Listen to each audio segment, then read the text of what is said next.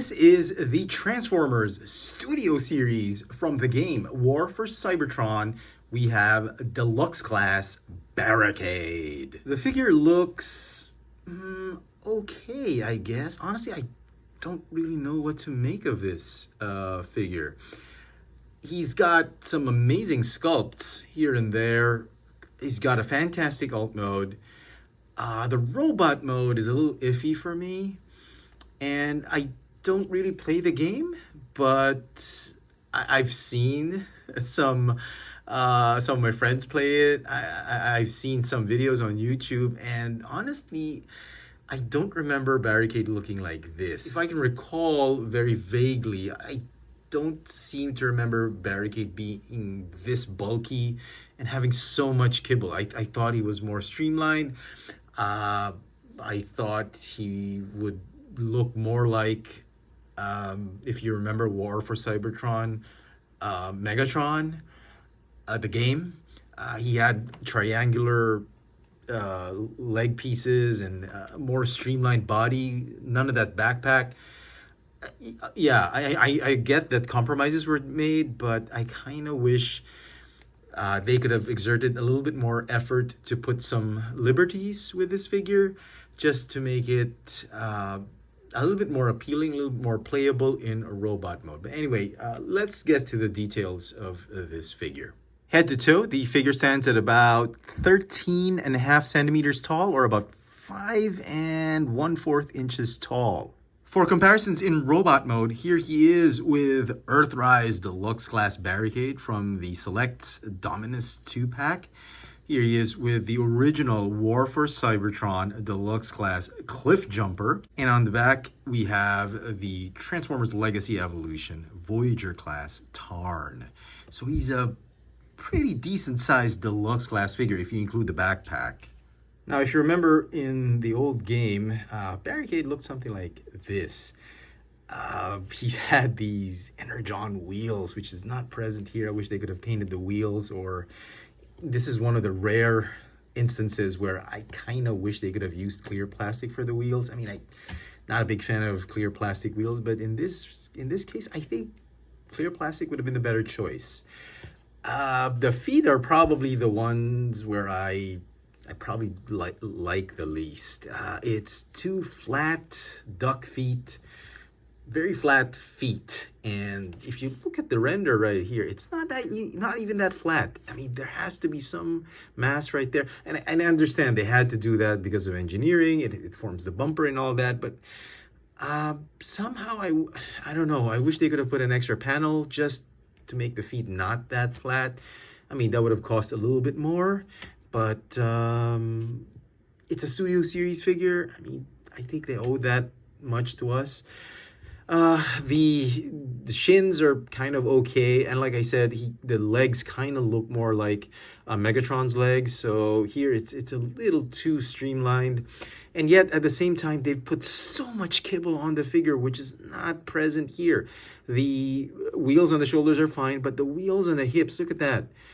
I like the fact that they've sort of engineered a way to flip those wheels up to his hips, but the wheels should be the hips. I'm sure there was a way to do that better. Probably would have cost more, but yeah. And you can clearly see that his backpack has been compressed very well in robot mode. And here, they just decided to fold up the backpack. And honestly, they could have put a little bit more hinges, like a couple of hinges here and there to fold the backpack.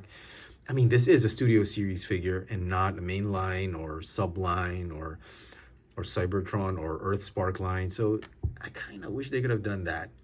And then finally, the arms. The arms, I feel because of the car sculpt that they put on the arms motion is hindered so much, which we'll talk about later in articulation. But overall, I think it's a decent job at trying to get the likeness of the cartoon. I mean, you can't really get it 100%, but I kind of wish they could have tried a little bit more, especially the feet, backpack, and those hips, the wheels on the hips.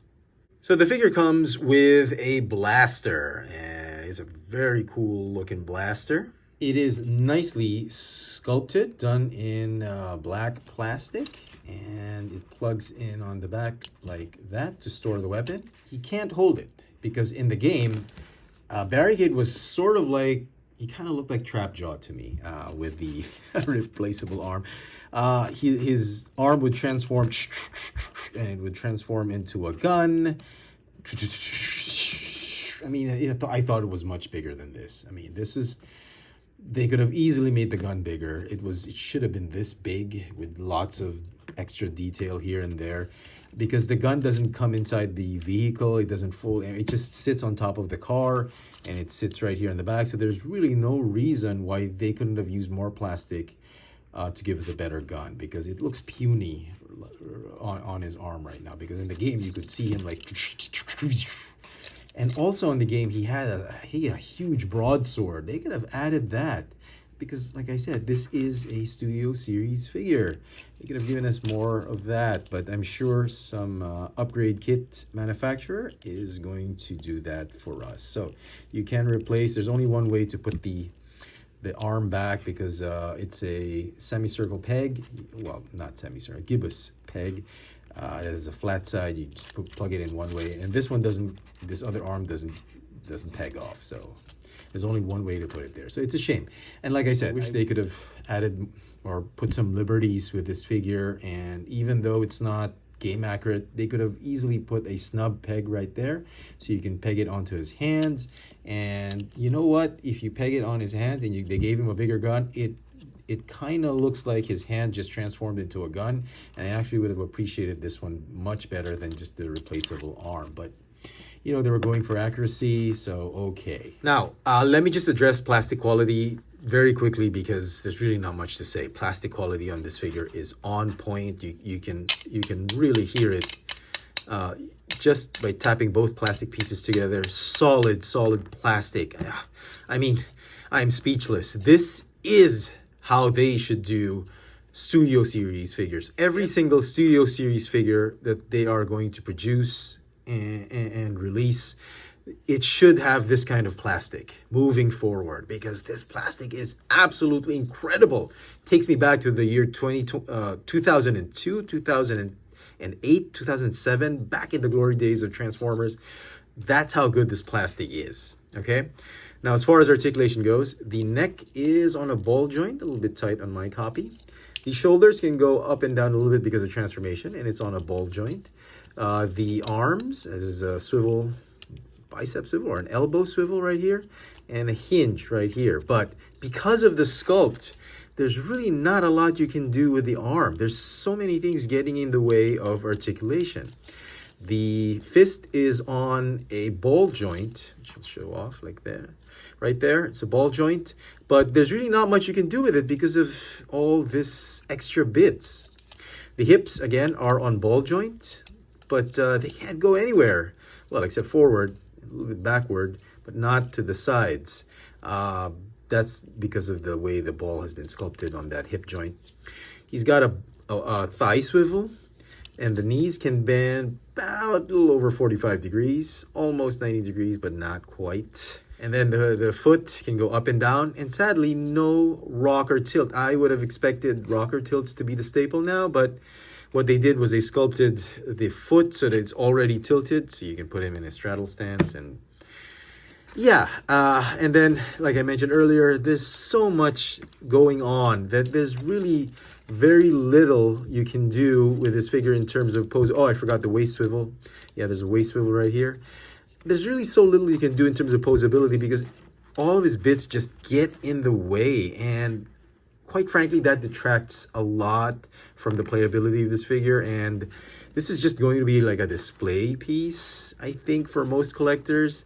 It's so hard to get him in decent poses, and you know, even with the gun. Let me see if I can.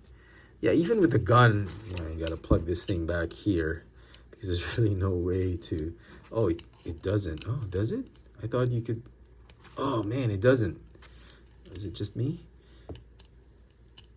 I guess you could shove it in, but it doesn't stay in. No, it doesn't. So there's nowhere. There's nowhere to put the arm. I thought you could. Honestly, thought you could plug it here. there's really literally no place to store it. So it just, I mean, seriously, Hasbro, a Studio Series figure. And yeah. Anyway, color-wise, paint apps, it's okay. There's some nice little Decepticon metallic purple here and there. The eyes are just lovely. Painted beautifully. It's like he's crying. Really nice yellow paint on the eyes. Love the Decepticon faction symbol right there. Nice silver paint here and there. You get more from the car bits. But again, I wish they could have put a little bit more paint on this figure and a lot more black plastic instead of gray. Because if you've seen the render, there's literally more black than gray. Now, this one's like a 50-50 split of gray and black plastic. Almost. More black plastic, I get it. Maybe 60-40, but I mean, they could have put some black plastic here, darker hands. But anyway, I'm not complaining or nitpicking just for the sake of nitpicking. I guess the frustration comes really from the robot mode not being a decent robot mode for me. It's a great sculpt. It's a great display piece, display robot mode. But in terms of playability, you can't really do much with it. So let's transform Barricade into his Batmobile, Cybertronian Batmobile alt mode. And probably that's the best thing going for this figure is his alt mode. Okay, let's begin with the arms, or the hands. You go ahead and fold up the panels right here. You go swivel and rotate that fist so it folds in neatly inside his forearm. Same thing here. Go ahead and rotate that fist and then fold it and close that up. Okay, and then you want to rotate the bicep or elbow, and it's just going to stay there. You want to rotate the hips 180. You want to fold the duck feet, like that. You want to join the legs together, even these panels right here. I think it's okay. It's safe to just join them, tab them together. Now these wheel bits, they are going to rotate and then rotate back like this and tab as fenders to form the front part of the car. Rotate like this. Okay, and then these bits are going to stay right there for the time being. You want to detach the backpack.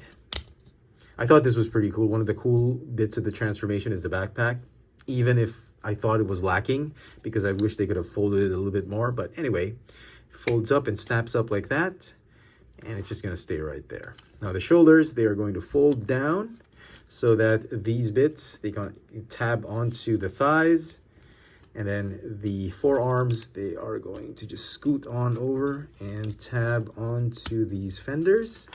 Same thing here. Okay, tab. Fold the cockpit or the windshield down. Make sure it's nice and flush. And then the back part is going to fold up, scoot on, squeeze it in, tab it in, and come on. And there you go. That's about it. That is Barricade in his alt mode. Now the gun, you can mount it right here. And he rolls absolutely terrific. He looks like a Cybertronian, a Batmobile. No, I'm kidding. Cloaking, engage. I like the character. He has this cloaking device, or he can get cloak mode or invisible mode. I don't really play the game, but he turns invisible, and oh my goodness, I thought that was pretty cool. So yeah, very cool, very heavy, very solid car mode, and everything's hidden underneath very nicely. It's as accurate as you can get. This is pretty accurate. I mean, compared to that robot mode, which is just a ton of kibble, this one is actually pretty accurate. And again, like I said, there's just way too much gray bits or light gray bits versus the black bits on this car mode. They should be more gunmetal gray bits and all that, but hopefully Takara Tomy is going to release their own version, which will have better apps. I don't know. But yeah, he rolls very, very nicely.